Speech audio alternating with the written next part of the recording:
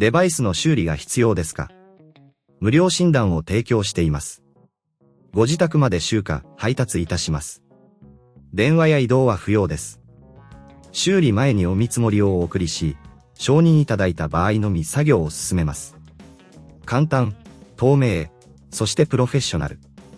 リンクは説明欄にあります。このチュートリアルでは、HP ProBook 470G2 のスピーカーを交換する方法を詳細に説明します。まず、必要な工具を準備します。必要な工具は、プラスドライバー、トルクスドライバー、そしてピンセットです。これらがあれば、作業がスムーズに進みます。次に、ノートパソコンをシャットダウンし、バッテリーを取り外します。安全のため、必ずこのステップを行ってください。次に、ノートパソコンの底面にあるネジを外します。ここで特に注意が必要なのは、ネジの種類が異なる場合があるので、どのネジがどこにあったのかを記録しておくことです。外したネジは小皿に入れておくと良いでしょう。底面カバーを外したら、内部のクリーニングを行います。ホコリや汚れが内部に溜まっている可能性があるため、エアダスターを使って清掃します。この作業により、ノートパソコンのパフォーマンスが向上します。次に、スピーカーを見つけます。スピーカーは通常、ノートパソコンの前面近くに位置しています。スピーカーを固定しているネジを外し、古いスピーカーを取り外します。新しいスピーカーを取り付ける前に、接続部分の状態を確認してください。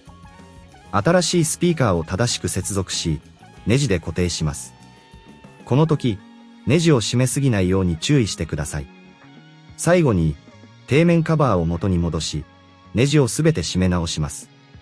これが難しいと思われる場合は、ご自宅での集荷と配達サービスを提供していることを覚えておいてください。専門家が直接お宅までお伺いし、修理を行います。また、修理前の見積もりを提供し、電話不要、移動不要で手続きができます。すべてのネジを確認したら、バッテリーを再度取り付け、ノートパソコンを起動します。正常に動作することを確認してください。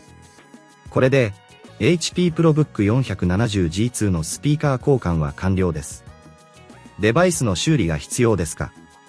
無料診断を提供しています。ご自宅まで集荷、配達いたします。電話や移動は不要です。修理前にお見積もりをお送りし、承認いただいた場合のみ作業を進めます。簡単、透明、そしてプロフェッショナル。リンクは説明欄にあります。